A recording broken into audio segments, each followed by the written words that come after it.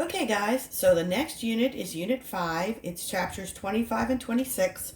Chapter 25 is on metabolism, nutrition, and energetics, and chapter 26 is on the urinary system. So I know we're all going through some stuff right now with this pandemic, and I just want to encourage you guys, don't give up. We're all doing the best we can, okay? Don't drop out. Don't give up. Don't cheat yourself of finishing this semester. Okay, so during this PowerPoint, I'm going to kind of point out the highlights of this chapter and the things that I would be interested in testing you on. All right, so let's go ahead on in. Let me just go through these.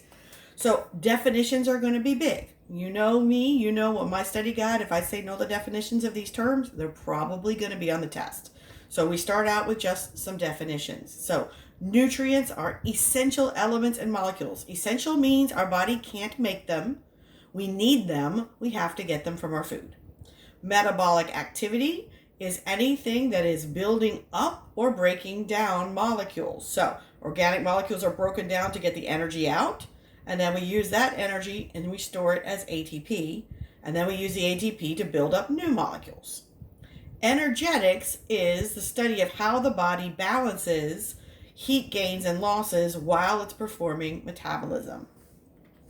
So in order to carry out a reaction, cells must have oxygen and nutrients. And see what these are some of the nutrient types: water, vitamins, mineral ions, and organic substrates. We know what organic substrates are. We talked about them way back in the chemistry chapter. Those are things that are going to be like amino acids to build proteins, monosaccharides to build sugars, fatty acids to build lipids, and our nucleotides to build DNA and RNA. So metabolism is a sum of two other processes: catabolism and anabolism. Okay, so metabolism is all the chemical reactions that are happening in your body to both build molecules and break molecules. The building of molecules is called anabolism. Anabolic reactions build things. So a way to think about that is anab, the beginning part of this word. You put this and this and this together in anabolism. So you're making something big. Catabolism is breaking things down. So I always say, anybody who has a cat, look at the first part of this word, catabolism. Cats are not known for being builders, but they are known for destroying things. So in catabolism, we take something big and we shred it down into its smallest pieces. Now, nutrient pool is all of the available nutrient molecules that are in your blood that can be used for anabolism. So here's this graphic from the book, and it's showing how our diet mainly consists of fats, carbohydrates, and proteins. But I want you to notice something really interesting. There are connections between all three categories. So even if something comes into your body as a fat, if you take in excess, okay, you're going to store it, or it can be converted back and forth. We're going to see this a lot in this chapter. So catabolism takes big molecules and breaks them down into smaller ones. And wait, why do we do this? Well, because the chemical bonds in the large molecules are going to hold energy. It's a potential energy form. So when we break those bonds, we're going to release that energy and we can use it to synthesize ATP. Anabolism is when we're building. It always costs us energy. We're taking small molecules, usually putting them together through dehydration synthesis, if you remember that from Anatomy 1. And it's always an uphill process. It costs us energy to form chemical bonds. It releases energy to break chemical bonds. So why do we perform anabolism? Well, we need to make new things. We need to make, sorry about that bump. We need to make new, let's say, collagen molecules. So we perform structural maintenance or repairs. We support growth processes. We produce secretions in all of our glands. And we use these to store nutrient reserves in a more compact form or convenient form, like we store excess glucose as glycogen. So what are our nutrient reserves? Well, these look very much way back to chapter 3 in chemistry. We have triglycerides, right? Those are like fatty acids. We have glycogen, which is long chains of glucoses strung together. And we have proteins, which are collections of amino acids. Energetics is looking at how we transfer energy between the building and breaking of bonds, and we change it in all its different forms. So in energetics, we're going to see processes of oxidation and reduction, and they're always together. Oxidation is when we lose a hydrogen or an electron from a molecule. The electron donor, the one that gives up the electron, we say becomes oxidized. Reduction is when you gain an electron. So if you receive an electron, you are now reduced. Oxidation and reduction. So the electrons are passing energy. Kind of think about them as a hot potato. In an oxidation reduction reaction, the reduced atom, the one that gets the electron, gets a little bit of energy with the electron. The one that passed the electron loses energy. And when we're passing this quote-unquote hot potato electron, we're going to lose some of the energy as heat. Okay, so it's going to be dissipated as heat. Whatever's left can be used to make different things happen in the cell. We can perform physical work or chemical work like making more ATP, which is a long-term storage form of energy. We're going to see something in this process called the electron transport chain. So this is a bunch of different protein complexes that are located inside the mitochondria, and this is the ultimate game of hot potato. We're going to pass electrons from complex to complex. Some of them are going to be pigments, which we've talked about pigments like hemoglobin before. And eventually we're going to pass those electrons to one final complex that works kind of like a revolving door. And every time we turn the door one time, we're going to create an ATP molecule. So we're going to play hot potato with the electrons. We're going to pass them from protein complex to protein complex. Ultimately, we're going to throw them onto oxygen, okay? And as we do that, the final thing that gets formed as we're forming ATP, believe it or not, is water. So we're producing water as we're producing ATP as the storage form of energy. We're going to see some things called coenzymes. Now, you know, co means with. So these are going to be other proteins that are helping these processes along, and they act as intermediaries, little passers for our hot potato. They don't hang on to the energy for very long. They're able to be both a proton acceptor or electron acceptor, and an electron passer. So the two big ones we're going to see come in play are called NAD and FAD. So they're going to remove hydrogen atoms from organic molecules. And of course, a hydrogen is one proton and one electron. And so they're going to accept the hydrogen, and that will mean you're accepting the electron, and that reduces the coenzyme. So we would go from NAD to NADH. That means it has been reduced.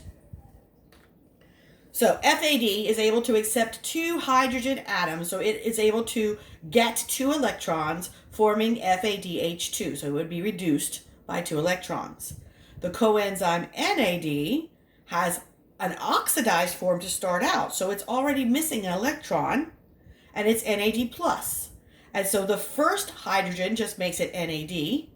The second hydrogen will make it NADH. So it is also able to pass two electrons during its little position in the hot potato game.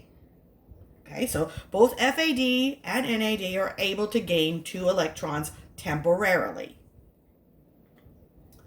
Okay, so let's talk about carbohydrate metabolism, or catabolism, sorry. So we're talking about breaking down carbs and making ATP. So this entire process is called cellular respiration. We just finished the respiration chapter in the last unit where we talked about external and internal respiration. So this cellular respiration is what happens that causes us to need internal respiration. So we need a constant supply of oxygen so that we can combine it with glucose, take it through the processes, and our end products are going to be carbon dioxide and water, and of course ATP. So in cellular respiration, we have three sub-processes. We have glycolysis, we have citric acid cycle, and we have the electron transport chain. If you take one molecule of glucose through all three of these steps, you will end up getting about 30 to 32 molecules of ATP net, which means we make more than that, but we had to use some in the process. Now, there are going to be lots of enzyme names along the way in these processes. Listen carefully. for me, for this exam, this is what I want you to know about these processes. I want you to know, first of all, where they take place. For example, glycolysis takes place in the cytoplasm, okay, just inside the cytoplasm. For each of these processes, I want you to know, what do you have to start with? For example, glucose and oxygen for glycolysis. I want you to tell me what you end up with. That includes the coenzymes, okay? Now, anything else, if you know for each stage in the process what we start with, where it happens, and what we end up with, I'm happy. You do not have to learn the intermediates. Okay? I'll point those out along the way. You do not have to know the intermediates for me. I left the graphics in to help explain the processes, but I'm not going to test you on all these crazy enzyme names and intermediates. So I want to rest assured that's not going to be part of your test. Okay, so the first process, glycolysis, again, happens out in the cytosol. Doesn't even need an organelle to happen. So the first steps happen just inside the cell membrane. It does not require oxygen. So we call glycolysis an anaerobic reaction. So what it does, it breaks down a 6-carbon molecule of glucose into 3 carbon molecules, 2 3-carbon molecules. So you take 6, divide it in half, you got a 3 and a 3. That molecule is called pyruvic acid, or once you ionize it, it's going to be called pyruvate. So when we start in glycolysis, we should start with just glucose, and we end with pyruvic acid. Now here's the intermediates you don't have to know. The enzyme phosphorylates a glucose, creating glucose 6-phosphate. Okay, so we need glucose, we need enzymes, we need ATP and ADP, we need inorganic phosphate, and we need NAD. You will have to know the NAD part. So here we go. Here's our 6-carbon glucose. It enters the cell, and we're going to use the energy of an ATP. Okay, so it goes from 3 phosphates to 2, so that we can transfer that phosphate onto the end of the molecule. Then we're going to use another ATP, so we can put a phosphate on the other end of the molecule. So notice, it's basically glucose with a phosphate on either end. And again, these names, you do not have to know these. Then we're going to chop it in half. And look what happens. When we chop it in half, we have 2 pretty much identical molecules of 3 carbons with a phosphate. Okay, and this is what it makes. Again, you do not have to know these. Now, we take those, and we're going to use our coenzymes. So we're going to take 2 NADs, and we're going to take 2 electrons and transfer them over. So we have NADHs. Okay, we're going to now create our first 2 ATPs right here. Okay, we've used up 2 ATP. We just made 2 ATP. And then we're going to go through another step, and we're going to make another 2 ATP. And we end up with 2 molecules of pyruvate. We had used 2 ATP, and then we made 4 ATP. And so if you look over here at this math, we gain in glycolysis only 2 ATP from breaking down glucose into 2 pyruvate molecules. All right, so at the end of glycolysis, we've taken 1 glucose. We have not used any oxygen yet. We have reduced 2 NAD molecules to NADH, and we've broken the glucose into 2 pyruvates, and we have created a net gain of 2 ATP. And this happens in the cytosol. Now, the next 2 phases of cellular respiration happen inside the mitochondria and require oxygen. So they're called aerobic metabolism. So what we're going to do is we're going to break down the 2 pyruvates that we made in the glycolysis, and we're going to put them into first called the citric acid cycle, and then we're going to take the products of the citric acid cycle and send them through the electron transport chain. So, if you remember, the mitochondria had an inner membrane and an outer membrane. The inner membrane was actually bigger than the outer membrane, so we have to fold it up. Those folds were called cristae. So the outer membrane has big pores so we can bring in the pyruvates. It's permeable to ions and small organic molecules like pyruvate. The inner membrane has carrier proteins that move the pyruvate from the space between the inner and outer membranes, through the inner membrane into the center. And inside the inner membrane is something called the mitochondrial matrix. And then between the outer membrane and the inner membrane is called the intermembrane space. So in the citric acid cycle, we're going to take the hydrogen atoms off the pyruvates. We're going to put them on our coenzymes. Remember, it's kind of like playing hot potato. When we pass the hydrogens, we're passing electrons and energy. We're going to take the carbons and oxygen atoms that came out of the pyruvate, and we're going to rip those off, and we're going to make CO2 in a process called decarboxylation. So this is where we generate our carbon dioxide during cellular respiration, during the citric acid cycle. And then we're going to also have pyruvate interacting with NAD and coenzyme A, so that we're going to get one carbon dioxide molecule, one NADH, and one acetyl-CoA at the end of the citric acid cycle.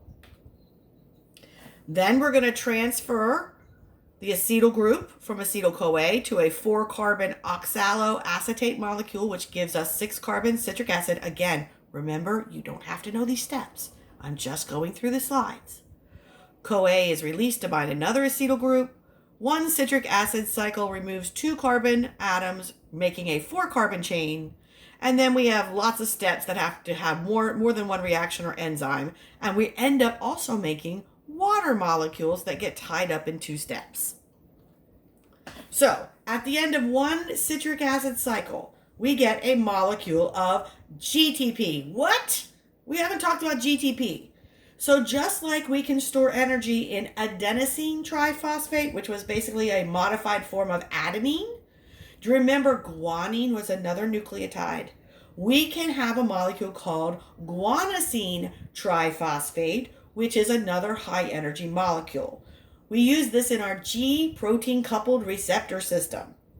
Okay, so this is just another energy molecule. So now this is the extremely long version summary of the citric acid cycle. You do not have to know all of this. You have to know that you start with pyruvates, you end up with NADs and FADs, 3 NADH and FADH2s. You're going to end up with a little energy, you're going to end up with carbon dioxide, and you're going to end up with some free hydrogens. Okay?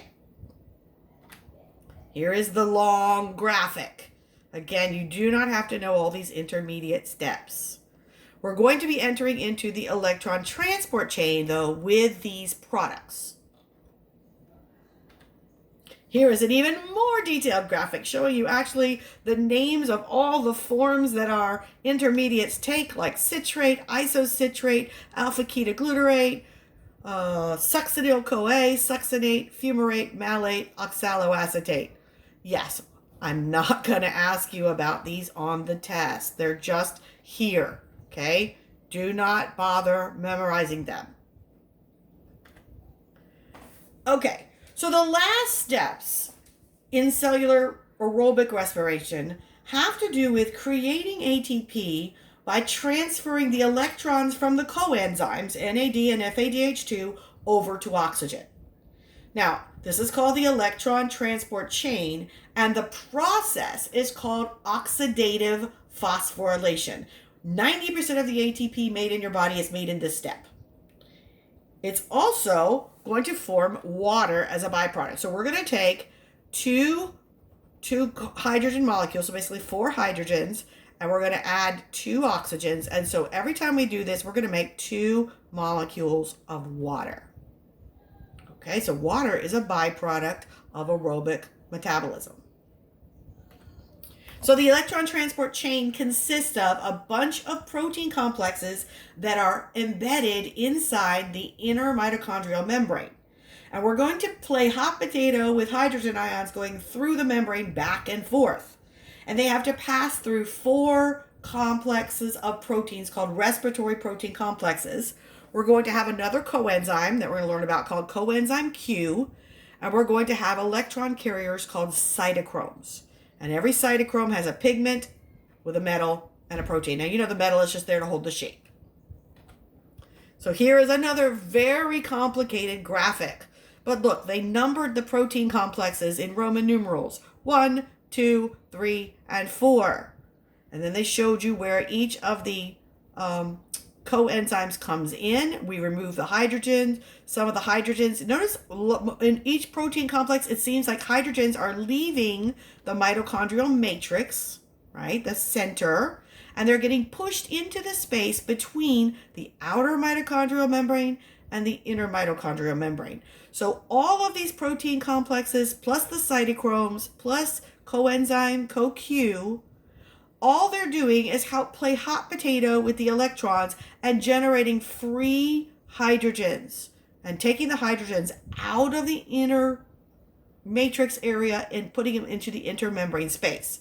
Now, what that's going to do is create a very high hydrogen concentration gradient in between these two membranes and a lower concentration of hydrogen in here. So what's hydrogen going to want to do? It's going to want to come in by diffusion. And that's where this magical revolving door comes in. This magical enzyme protein complex is called ATP synthase. So you know the ACE means this is an enzyme. Synth tells you that it is synthesizing something.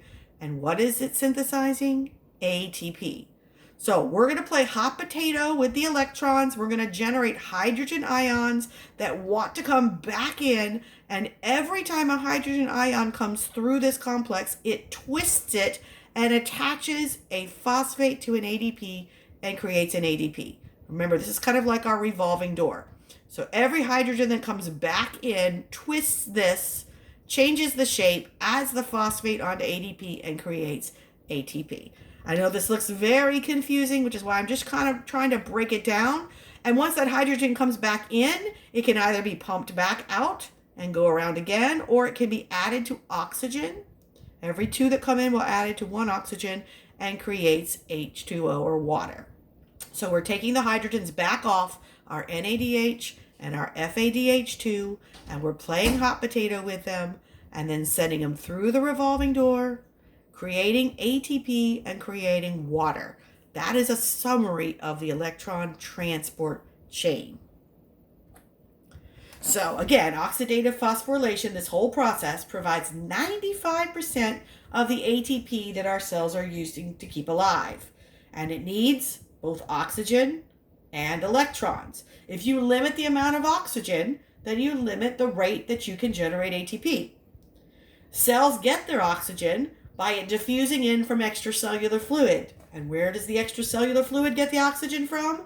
It diffuses out of the blood in the capillaries. See how our systems are linking together. So the energy yield of glycolysis and aerobic metabolism. So if we put glycolysis plus citric acid cycle plus electron transport chain together, then this is what's going to happen. For most cells, the best way to generate ATP is to begin with glucose and end with carbon dioxide and water. Glycolysis. We take one glucose and we break it down without oxygen to 2 pyruvates. We generate 4 ATP, but it costs us 2, so we only come out of it with a net gain of 2 molecules of ATP. And then we have our coenzymes. We have 2 molecules of NADH, and they pass electrons to FAD. And then the FAD is going to go straight to the electron transport chain. The citric acid cycle is going to take the 2 pyruvates that we created during glycolysis, and it's going to put them through. Every time we go around the cycle of the citric acid cycle, we're going to get 1 ATP by way of GTP. We're going to get an additional 2 molecules of ATP. We're going to transfer hydrogens over to NADH and FADH2, which are then going to go to the electron transport chain. Okay, see where we're sending everything around? In the electron transport chain, we should have gotten for each molecule of glucose now a total of 10 NADHs and 2 FADH2s that are coming into the electron transport chain. For each of our NADHs, we're going to get 2.5 ATP. Each of the 8 NADHs from the citric acid cycle yields 2.5 ATP plus 1 water. Each FADH2 yields 1.5 ATP and 2 waters. So 2 FADHs yield 3 ATP and 2 waters. So the total yield from the electron transport chain is 23 ATP. As you can tell, this is where the bulk of the ATP comes from, is the electron transport chain. So, summary of all of it. For each individual glucose, if it goes all the way through, the cell is going to gain about 30 to 32 molecules of ATP. 2 from glycolysis, 3 to 5 from the NADH made in glycolysis, 2 from the citric acid cycle, and 23 from the electron transport chain. So, all 30 to 32, all but 2 of them are made inside the mitochondria and require oxygen. Only 2 of them can be produced when there's no oxygen available. So here is a very complicated graphic, but again, you just need to know, what do we start with, what do we end with in each of the 3 processes. Okay, I think that's a good place to stop for now. I will pick up with other sources of where do we start in the cycle for making new glucose and what do we do with it after we make it in the next video. Okay, guys, don't give up. Talk to you soon.